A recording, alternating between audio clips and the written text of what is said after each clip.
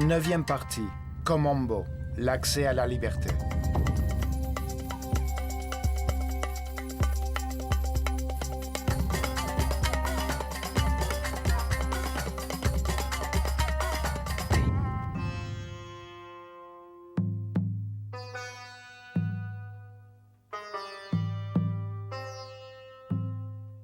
Les Égyptiens croyaient que la réalité se révélait à travers les forces créatives fondamentales d'un Dieu unique.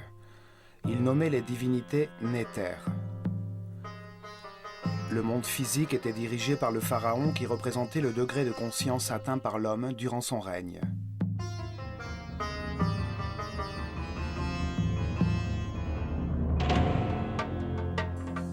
Le pharaon était l'incarnation du Karéal, un même esprit qui évoluait en se réincarnant d'un pharaon à l'autre.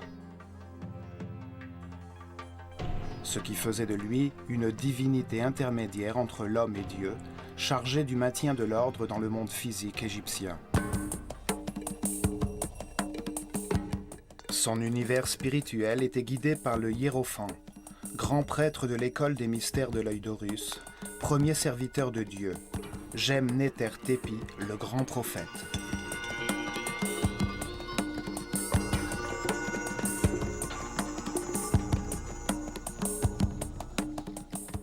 Il était symbolisé par un serpent à deux jambes avec un disque solaire sur la tête, l'image de l'éternité, de la sagesse et de la régénération physique.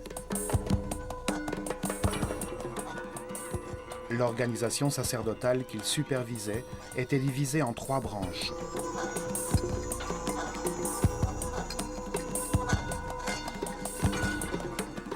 La première avait en charge le contrôle de la connaissance, conduit par le prêtre le plus érudit. La seconde était chargée des arts et des rituels. La troisième était chargée de l'administration des temples.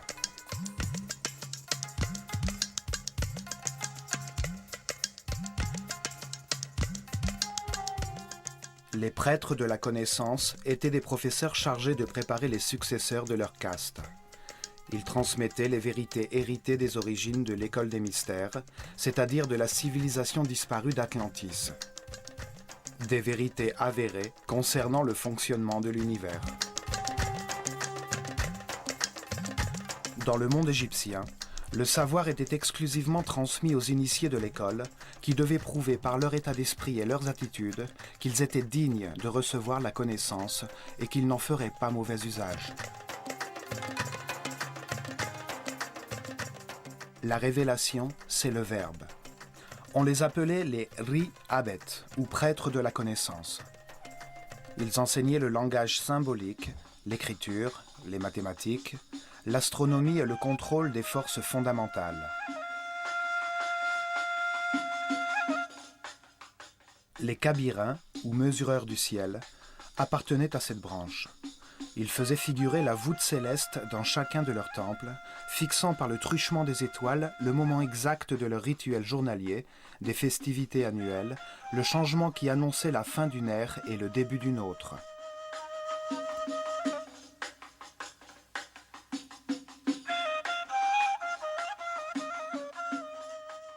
La seconde branche était chargée de produire les œuvres d'art, les plans architecturaux, la construction des temples et la direction des ateliers où les initiés, aidés des artisans, façonnaient les sculptures symboliques.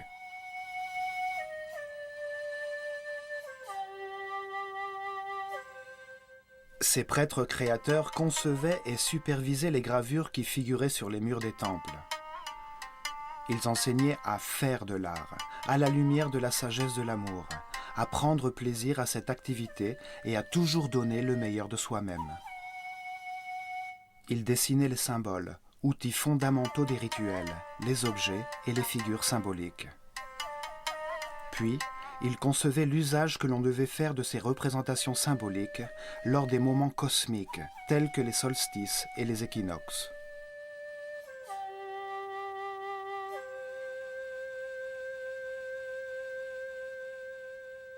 Ils élaboraient les rituels, ce qui devait être perçu sur le plan sensitif dans un voyage spatial sans l'intervention de la raison. les actions nécessaires à créer un sentiment de sécurité entre les gens du peuple et à générer une énergie particulière entre les participants. Le rituel conférait aux prêtres de l'école de l'œil d'Horus une certaine autorité aux yeux du peuple, en utilisant la maîtrise de l'intuition de ce qu'un être humain pouvait percevoir sans prendre en considération sa préparation ou son niveau de conscience. Il concevait avec soin ce que les participants percevaient. Les sons, les mots, les odeurs qui y étaient associées telles que les encens, leurs crânes rasés et leurs tuniques blanches, expression de la propreté, les colliers de fleurs et les bijoux en or, qui symbolisaient la relation qu'ils entretenaient avec Dieu.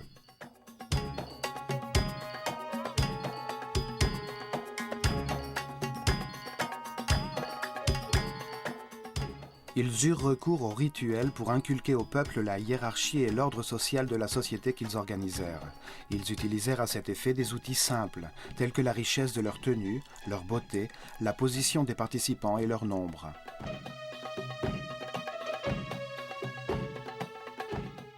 Le rituel renouait la relation entre les pouvoirs de la réalité. En haut de la hiérarchie, il y avait le Dieu unique. Venaient ensuite les Sun-Éthers, les morts, les prêtres, le pharaon, son armée et le peuple. Les rites rapprochaient l'homme du sacré. D'une manière douce, ils produisaient de profondes émotions qui le poussaient à l'action.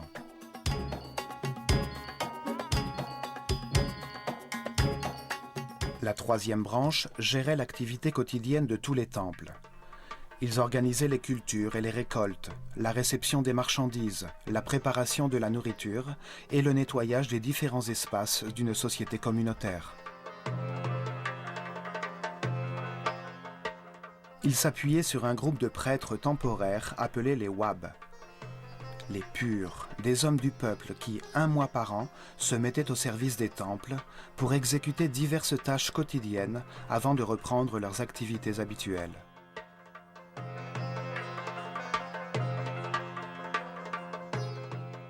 Certains d'entre eux vivaient à la campagne. Ils cultivaient les terres cédées par le temple autour de ses murs extérieurs.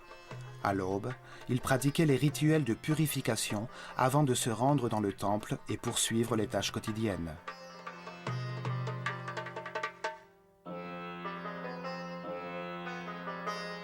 D'autres vivaient dans le village situé aux alentours du temple et travaillaient le reste du temps à l'administration de l'État. Des menuisiers, des artisans et des ouvriers réparaient et agrandissaient le temple au gré de ce rythme de travail temporaire fonctionnant sur l'alternance. Ce système de rotation permettait à de nombreux membres de la société de prendre part aux rites et cultes depuis l'intérieur même du temple. Le peuple comprenait ainsi que ces travaux collectifs étaient bénéfiques pour tous.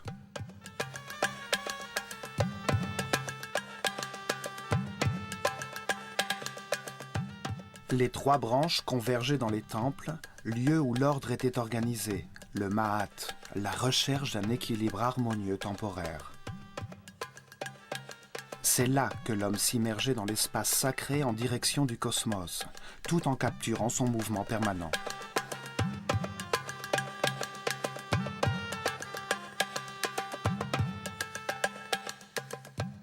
Le temple était l'outil qui permettait de préserver l'ordre. Il ne s'agissait pas d'un monde destiné à sauver les âmes. L'esprit se parfaisait par lui-même. Par la réincarnation, il acquérait toujours plus d'informations et comprenait ses erreurs. L'erreur était un outil d'apprentissage. Il n'était pas nécessaire de chercher à s'en préserver.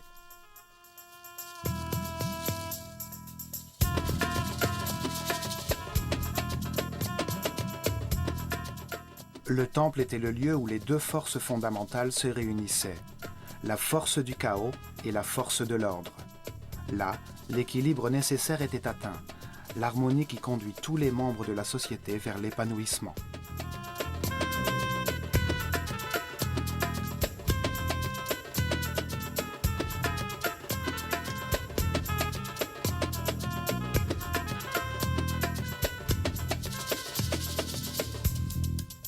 Ce concept est parfaitement exprimé dans le temple de Kom-Ombo, consacré à la fois à Sobek, la force du chaos, celle qui nous entraîne vers l'erreur, et à Horus, symbole de la conscience permanente et de la sagesse.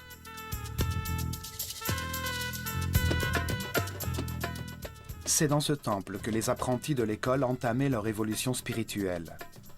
Là, ils apprenaient à dépasser la peur et leurs instincts de défense, contrôler le chakra depuis sa source.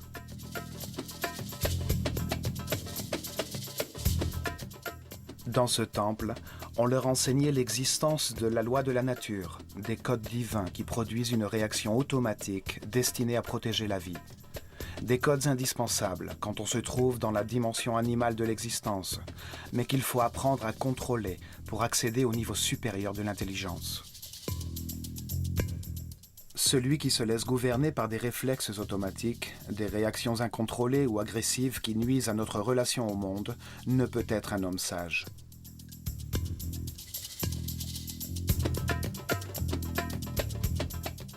Le premier niveau de la compréhension s'achevait lorsque l'homme comprenait que la vie est éternelle, que la mort n'est qu'une porte du processus de réincarnation quand il savait contrôler ses réflexes d'agression pour défendre sa vie.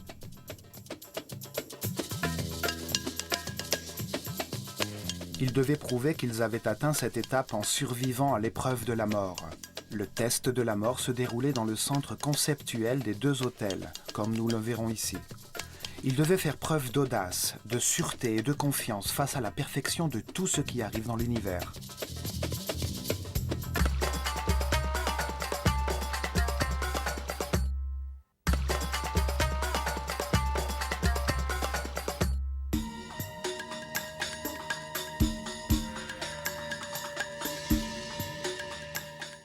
Le temple de Komombo était voué à louer la dualité existant dans l'univers, dualité qui permettait à l'homme de commettre des erreurs et de faire l'expérience de la conséquence de ses décisions pour sa propre compréhension et son évolution spirituelle.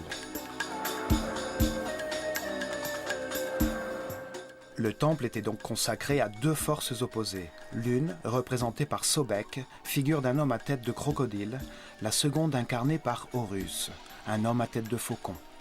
L'ignorant est le sage, l'innocent est celui qui se fourvoya tout au long de ses 700 réincarnations.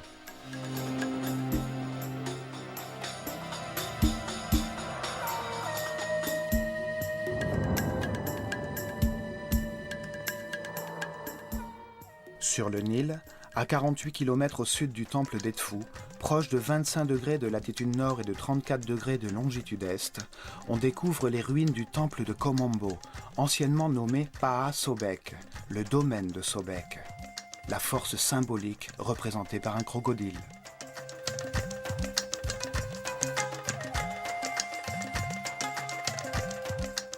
Sur ce site, pas de grandes constructions telles qu'à Edfu ou à Dendera. Le temple était protégé derrière de très hauts murs. La population se répartissait tout autour d'un fort abritant l'armée impériale où les éléphants d'Afrique s'entraînaient au combat. C'est là que depuis des temps reculés, à côté du fort disparu, il y avait un temple conçu pour honorer la polarité et la dualité de tous les éléments du monde. Durant les dynasties ptolémaïques, le temple fut reconstruit et ce sont les ruines de ce second temple qui sont parvenues jusqu'à nous.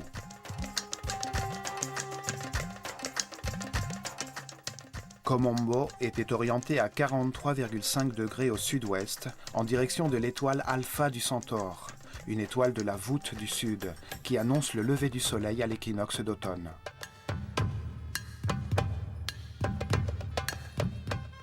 Le temple était divisé en deux parties, consacrées l'une à Sobek, l'autre à Horus, les deux extrêmes sur la voie de la perfection. Horus, conscience permanente et fin du cycle des réincarnations, fermait le chemin. Sobek, l'ignorance et l'animalité, se trouvaient au début de ce chemin.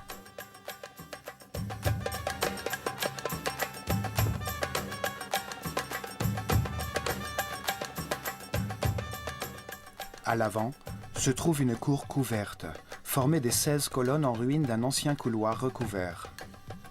Le peuple pouvait pénétrer jusqu'ici. Un symbole figurant sur les colonnes en autorisait l'accès, le symbole de l'oiseau, au-dessus d'un demi-cercle, louant le pharaon. Au fond, on peut encore observer l'une des tours du mur extérieur. On peut voir, gravées dans la pierre, les deux figures symboliques opposées, ainsi que le pharaon Ptolémée V, qui commanda la reconstruction du temple.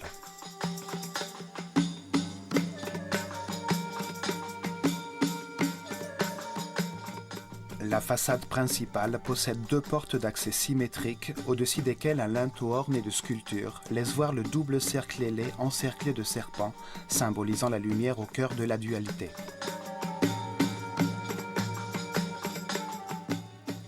Un mur à mi-hauteur, semblable à celui que l'on trouve à Edfou et à Dendera, embrasse 4 colonnes très hautes. Une 5e colonne sépare les deux portes. Ce pylône fermait la cour ouverte qui permettait aux visiteurs d'admirer la façade intérieure depuis les deux portes symétriques.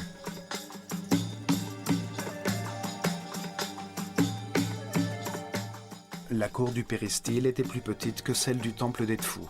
Dans l'ombre de ces couloirs aujourd'hui disparus, les apprentis de l'école des mystères venaient s'abriter du soleil.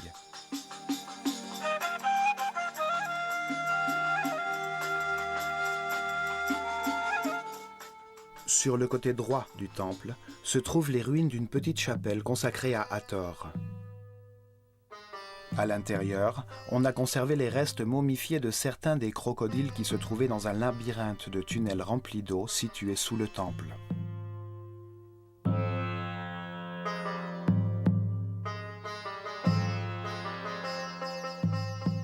Le crocodile est l'un des animaux les plus résistants. Sa peau est particulièrement dense et épaisse. On pourrait dire qu'il s'agit d'une sorte de métal animal. Les Égyptiens associaient cette dureté au niveau le plus élevé de la matérialisation, un niveau très éloigné de la spiritualité. C'est là que l'esprit entame son chemin de libération des limites matérielles, libération qui s'opère à mesure qu'il comprend comment fonctionne le monde. Le crocodile symbolise la vie au moment où elle surgit des eaux de l'inconscience. Il sort à la recherche de l'air, qui représente la conscience. Les Égyptiens croyaient qu'avec la première inspiration d'air, l'esprit pénétrait le corps dans lequel il s'incarnait.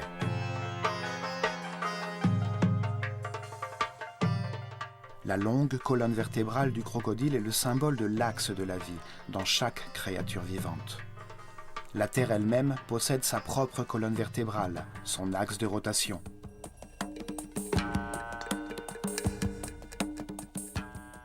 C'est à partir de cette colonne que les forces électromagnétiques qui génèrent la vie se déplacent, formant un champ protecteur contre les radiations solaires ultraviolettes tout autour de la planète. Ainsi, la vie peut se développer et l'évolution de la conscience devient possible.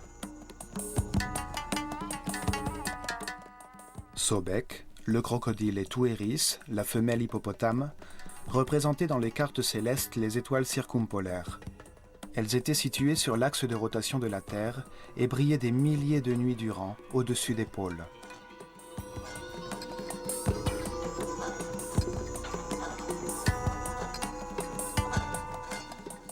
Ces deux animaux vivent dans l'eau.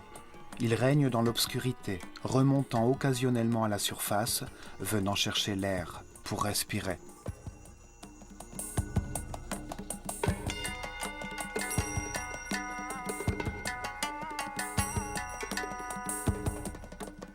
Les eaux représentaient le chaos, qui ensuite régénérait la vie. Les eaux du Nil, colonne vertébrale de l'Égypte, entraînent tout sur leur passage lors de leurs crues régulières, pour ensuite permettre le développement de la faune et de la flore.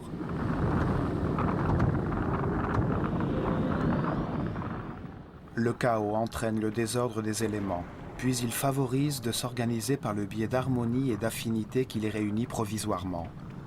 Désordre, chaos, ordre, harmonie, rythme qui alterne.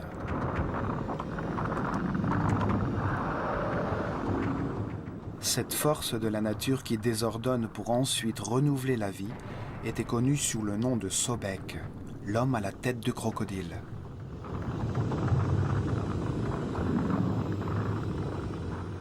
Sobek appartient à la cour de Seth, seigneur des ténèbres, l'énergie qui pousse l'homme vers le matérialisme et la sensualité, qui ralentit son chemin d'évolution, lui faisant prendre de mauvaises décisions, erreurs dont il tirera un enseignement.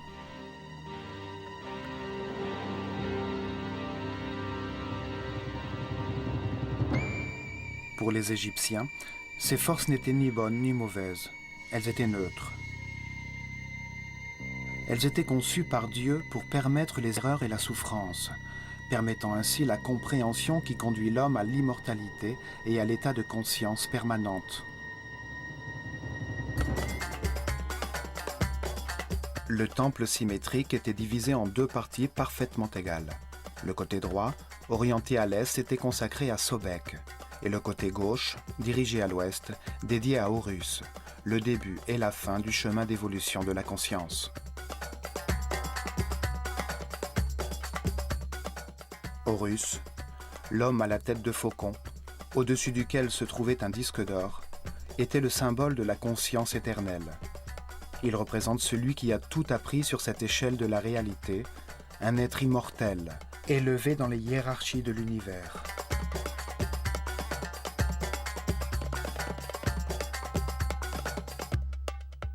Il se trouve à la fin du chemin de perfection, quand l'homme se transforme en un être reconnu, un être illuminé qui se consacrera lui-même à d'autres missions dans l'univers.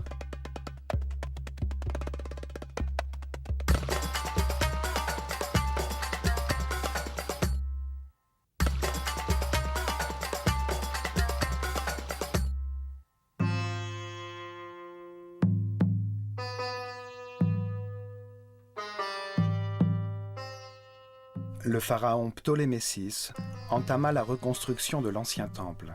Sa décoration intérieure fut achevée sous Ptolémée XII, alors que la civilisation égyptienne disparaissait.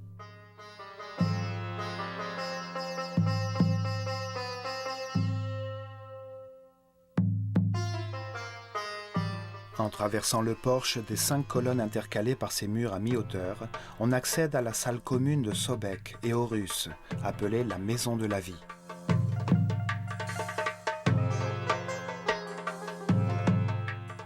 C'est un monde symbolique, où les deux énergies opposées interagissent. Ici, les apprentis recevaient leurs enseignements et produisaient leurs arts et leurs écrits. 10 immenses colonnes, aux chapiteaux floraux, soutenaient le plus haut plafond du temple. Là, les apprentis écoutaient leur maître leur expliquer que pour avancer sur la voie de la spiritualité, ils devaient se forger une volonté inébranlable et vouloir agir de manière consciente.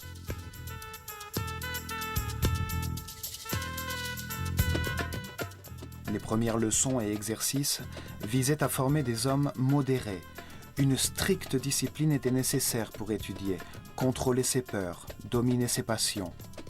Pouvoir faire et s'abstenir est un double pouvoir.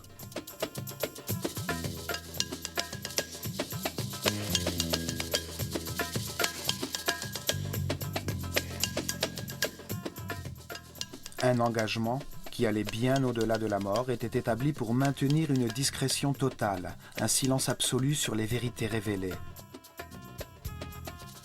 Le principe hermétique qui garantissait l'accès à l'information était assuré à ceux qui en étaient dignes et capables d'écouter.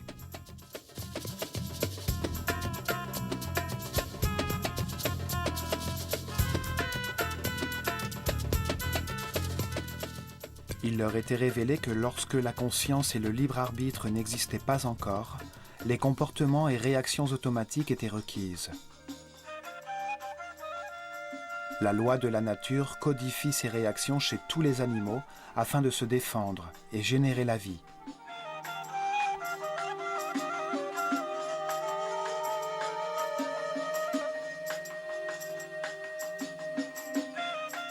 Mais celui qui est né sous la forme d'un être humain et qui désire abandonner l'animalité originelle doit prendre le contrôle et faire preuve de conscience.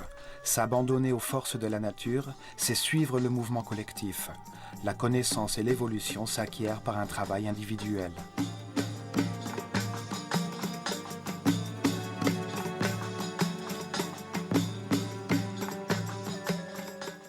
Dans la pénombre de ces salles, les figures de Sobek et Horus apparaissaient dans toute leur lumière depuis leurs sanctuaires respectifs, à la vue des initiés, au début des processions durant les fêtes des solstices et des équinoxes.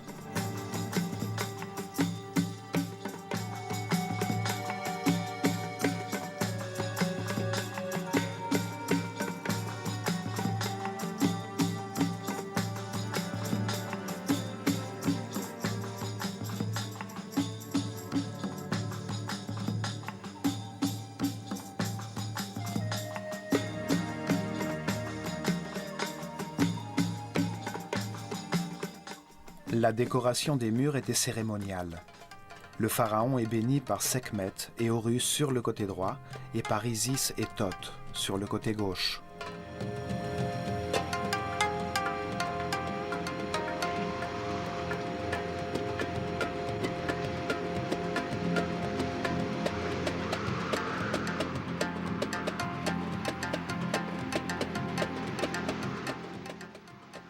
Un autre mur similaire existe du côté de Sobek, mettant en valeur l'égalité entre les déités, sans rendre compte de leurs conditions morales, qu'elles soient bonnes ou mauvaises, lumière ou obscurité.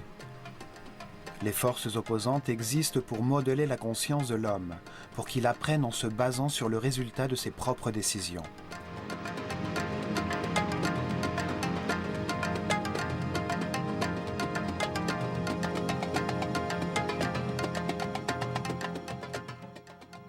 Juste ensuite, nous arrivons dans un espace transversal, où se trouve la salle des purifications et la salle où étaient entreposées les offrandes, du côté d'Horus.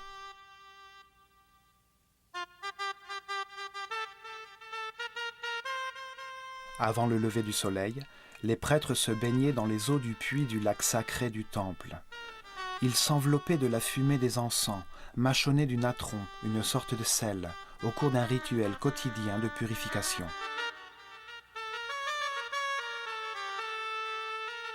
Les bains purificateurs étaient répétés à midi et durant la nuit.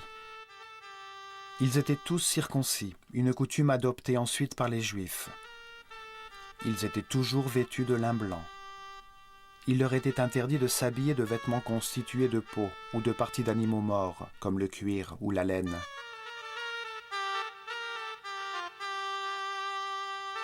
Exception faite de la peau de léopard utilisée par les grands prêtres. Ils la portaient sur les épaules et tressaient leurs cheveux d'un côté du visage, comme marque de leur condition.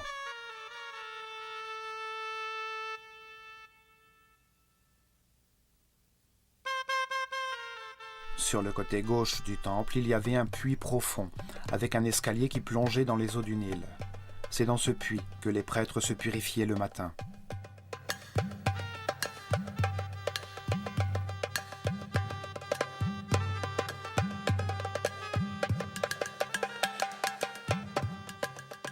Une ouverture supérieure permettait à l'eau de remplir un petit aqueduc qui maintenait l'arrivée d'eau dans un bassin peu profond sur la gauche du temple où s'ébattaient les crocodiles de Sobek.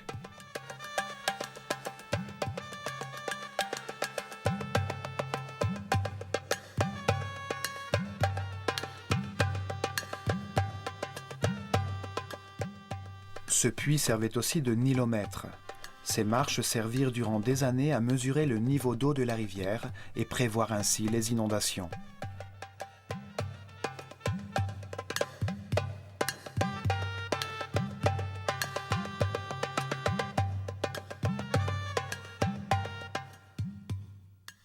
Sur les murs de Komombo, on peut voir les traces des festivals annuels qui se tenaient dans tous les temples d'Égypte. Les processions rituelles qui conduisaient les figures symboliques par la rivière d'un temple à l'autre, pendant que le peuple portant des colliers de fleurs chantait et dansait.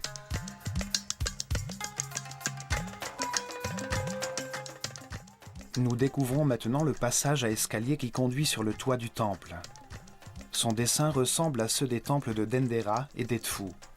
D'un côté, un escalier en colimaçon, et de l'autre côté, dans le mur, l'escalier droit.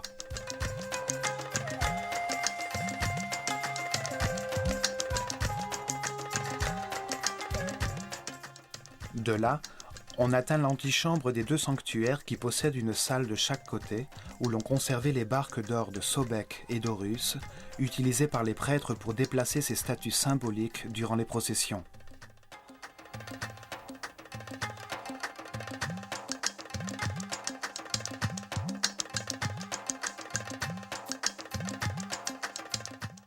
Là, existe un bas-relief mural où Ptolémée et sa femme, Cléopâtre, apparaissent en présence d'Horus et de Sobek.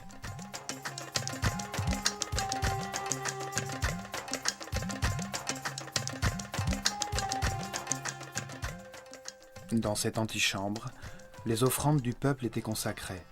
On considérait alors que si on ne nourrissait pas Dieu, notre source d'énergie s'épuisait et le chaos survenait. C'était une forme de gratitude pour ce qui avait été reçu, ainsi qu'une manifestation de confiance face à ce qui pouvait arriver. Chaque jour, bière, pain, fruits et légumes, miel, huile, parfum, bougies, sel, nadrons et toiles de lin arrivaient au temple. Les prêtres les recevaient dans la salle des offrandes. Ces offrandes étaient ensuite déposées dans l'antichambre pour remercier Dieu de cette abondance.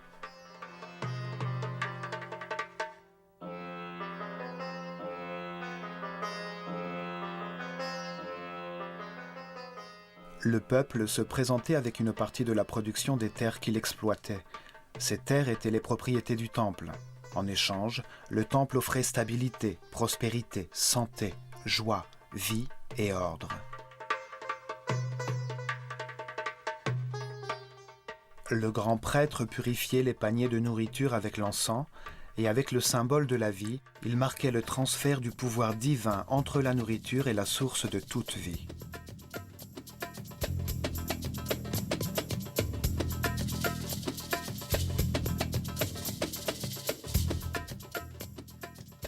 Quand les paniers de nourriture étaient sanctifiés, on les emportait hors de la chambre de la vie, dans la cour des péristyles, où ils étaient distribués à tous les habitants du complexe religieux.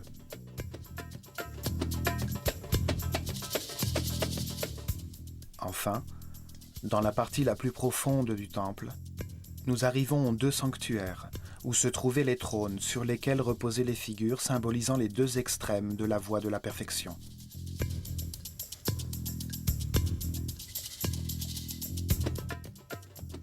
À l'aube, les rayons du soleil chassaient l'obscurité, autorisant le grand prêtre du mysticisme à ouvrir les portes du sanctuaire et à y brûler de l'encens.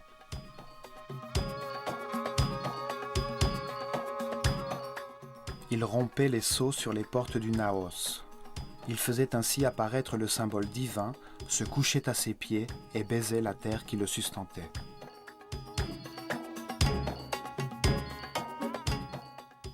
À l'extérieur, dans la pénombre de la salle des apparitions, les disciples chantaient des hymnes religieux et s'enduisaient de myrrhe, huile, cannelle et huile de lin, entamant la première méditation du jour. Dans le temple, les assistants du grand prêtre préparaient le sable du sol.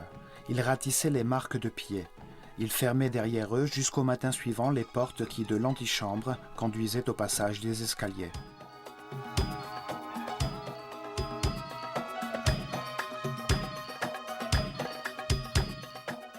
Dans le centre symbolique des forces opposées, nous retrouvons les restes d'un double mur entre les deux sanctuaires.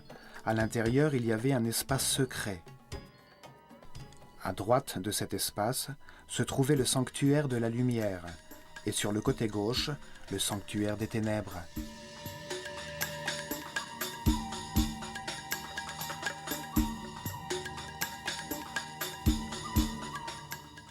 On ne pouvait voir cet espace situé entre les deux murs depuis aucun des deux sanctuaires.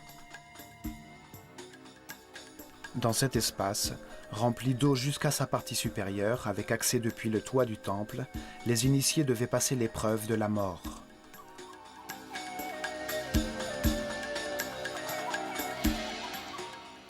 Durant des mois, les initiés recevaient des informations sur les 4 peurs élémentaires. La peur de perdre, la peur d'affronter, la peur de l'abandon et la peur de la mort. Il comprenait que la peur engendre une réaction psychosomatique, neuro-hormonale, automatique. Cette réaction se manifeste par une forme d'anxiété, une accélération du rythme cardiaque et du rythme respiratoire. La raison est paralysée. La réaction commande l'attaque ou la fuite. Dans tous les cas, il s'agit de réactions automatiques incontrôlées qui produisent une perte de la paix intérieure et de l'énergie vitale.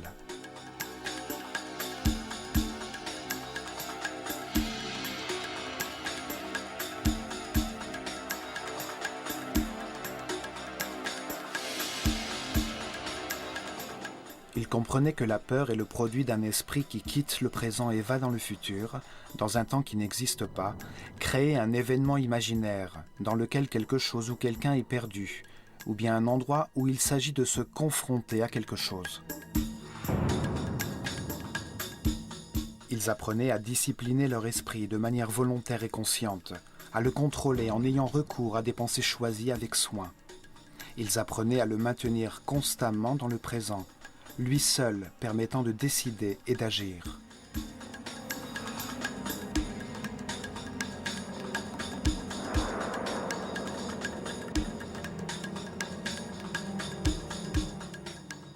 Ils s'entraînaient à maintenir des pensées de satisfaction. Ils comprenaient que tout ce qui arrivait était parfait et nécessaire à leur propre progrès. Ce qui arrivait leur était destiné. Ils étudiaient la façon d'éviter les pensées négatives, d'avoir confiance en l'univers, de rester en paix et en harmonie.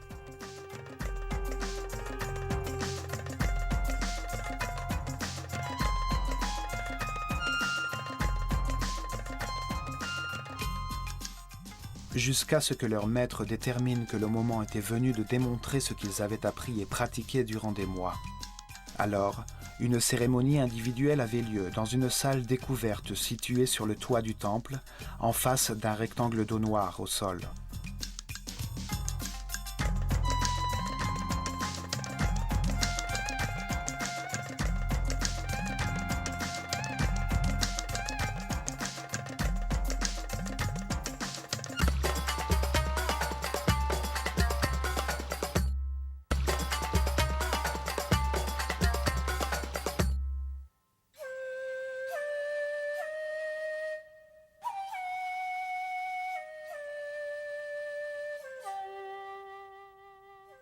Au début du jour, après le bain de purification, le disciple et son maître montaient les marches de l'escalier droit jusqu'au toit et arrivaient dans la salle ouverte des cérémonies jusqu'à ce rectangle d'eau.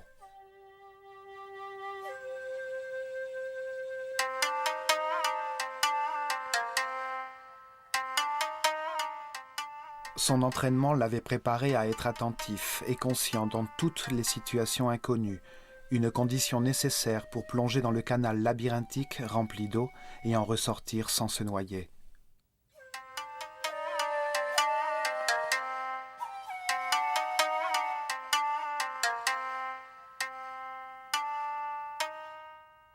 Le temps était venu de prouver son engagement téméraire pour vaincre ou mourir. Le doute n'existait plus. Battre en retraite signifiait sombrer dans les abysses et abandonner la voie de la prêtrise.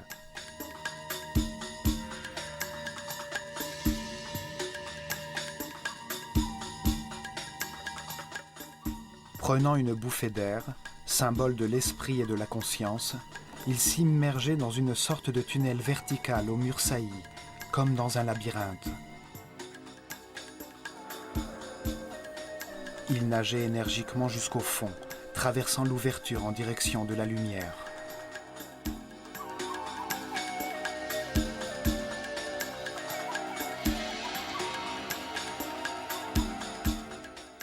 Il se retrouvait alors dans une citerne étroite où l'on voyait la silhouette d'un énorme crocodile qui se découpait à la lumière du jour. On peut aisément imaginer la peur produite par cette vision et le contrôle dont il fallait alors faire preuve pour garder son calme et observer autour de soi.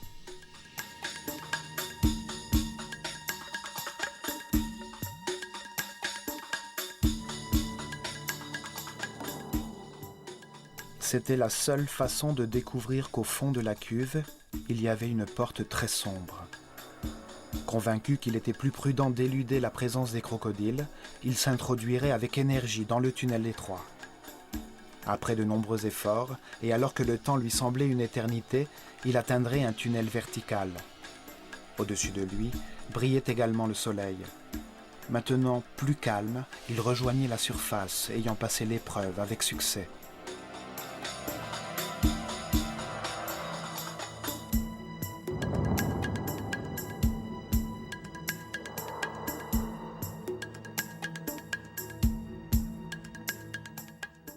Mais certains, en proie à la panique ou dans un état d'audace irrationnelle, avaient émergé rapidement aux côtés du crocodile, que l'on nourrissait bien pour éviter qu'il n'attaque. Ceux-là avaient échoué dans l'épreuve. On n'accédait pas à la sortie en passant près de la bête.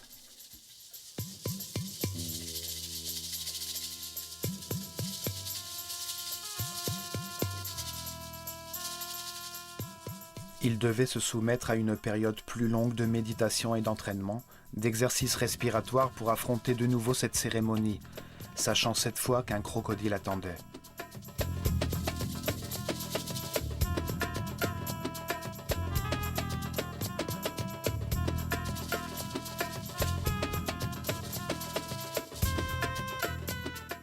Après les sanctuaires et leur cuve centrale réservée aux épreuves, au-dessus d'un second couloir périmétral, se trouvent 6 chapelles, disposées par groupe de 3 de chaque côté d'un espace central, avec un escalier menant sur le toit du temple.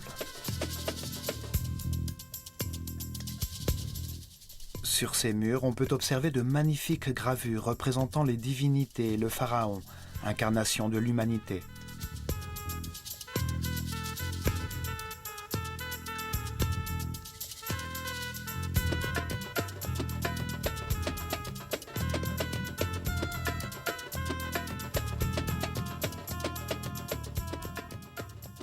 Dans ce couloir, on découvre la fameuse scène où l'empereur Trajan s'agenouille devant Imhotep, l'architecte de Saqqara, muni d'un ensemble d'instruments chirurgicaux, comme des forceps, des scies et des balances pharmaceutiques.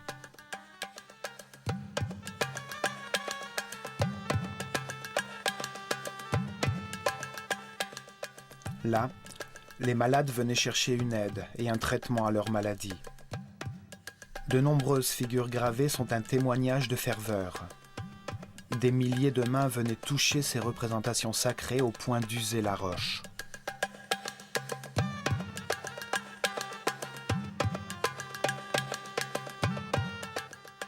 Sur ce mur, on découvre également une porte symbolique gravée, telle qu'elle existe dans l'esprit de tout être humain. Elle communique avec la dimension supérieure à partir d'un point central neutre, le chemin entre les 2 sanctuaires, utilisé par les initiés pour accéder au degré suivant de la formation.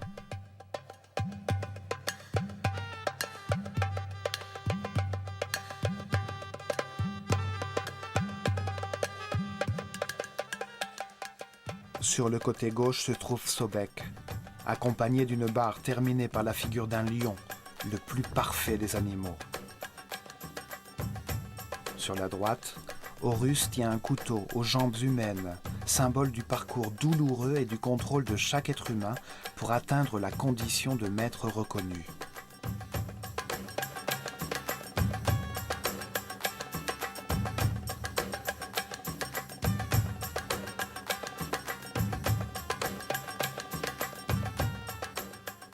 Entre les deux, un cantique de louange couronné par Maat, symbole de l'ordre et de l'équilibre entre ces 2 forces opposées. Le matérialisme sensuel de Sobek et la spiritualité consciente d'Horus.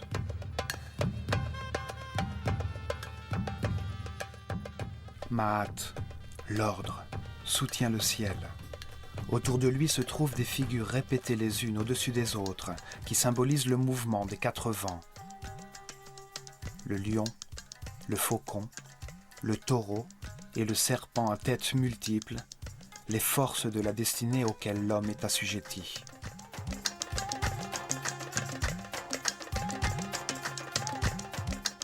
Il est curieux de constater que ces mêmes symboles furent utilisés ensuite par les chrétiens pour représenter les 4 évangélistes.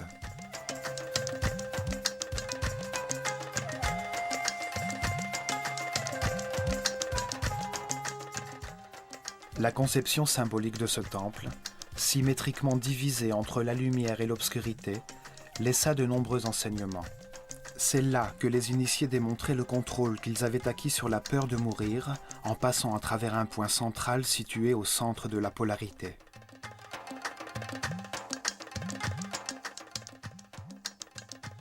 Cela nous montre que la réalité est le produit de nos pensées, que le contrôle conscient des instincts et des réflexes automatiques et le maintien dans le présent sont les accès aux paliers les plus élevés de l'harmonie, de la paix et du bonheur.